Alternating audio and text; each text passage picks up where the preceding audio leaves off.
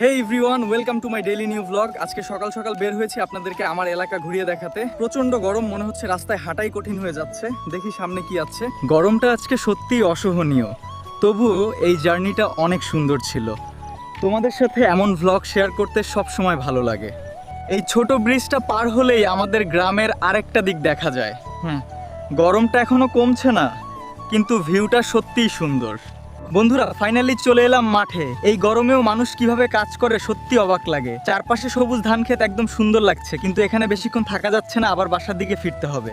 দেখো গাইজ, গরমের মধ্যেও বাচ্চারা পানির পাশে খেলছে। এই ছোট ছোট মুহূর্তগুলোই গ্রামের জীবনকে সুন্দর করে তোলে। গাইজ, এই গরমে আর বেশি সময় থাকা যাচ্ছে না, মনে হচ্ছে মাথাটা একদম জ্বলে যাচ্ছে। এখন ধীরে ধীরে বাসার দিকে ফিরতেছি, কিন্তু ব্লগটা এখনো শেষ না। এই গরমে শুধু একটাই অনুভূতি, আর একটু ঠান্ডা হাওয়া পেলেই বাঁচি। তবুও এই ভ্লগটা তোমাদের জন্য করছি। দেখো গাইজ, আমাদের গ্রামের বাজারটা কতটা জীবন্ত। এই গরমেও মানুষ তাদের কাজ চালিয়ে যাচ্ছে, জীবন থেমে নেই কখনো।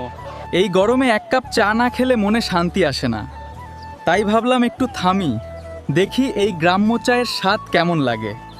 এই রাস্তায় আসতেই দেখি বাচ্চারা স্কুলে যাচ্ছে। আমাদের গ্রামের রাস্তাগুলো এমনই, কোথাও পানি জমে আবার কষ্টও হয়। সামনে দেখি কিছু মানুষ মাছ ধরছে, চলেন একটু দেখে আসি।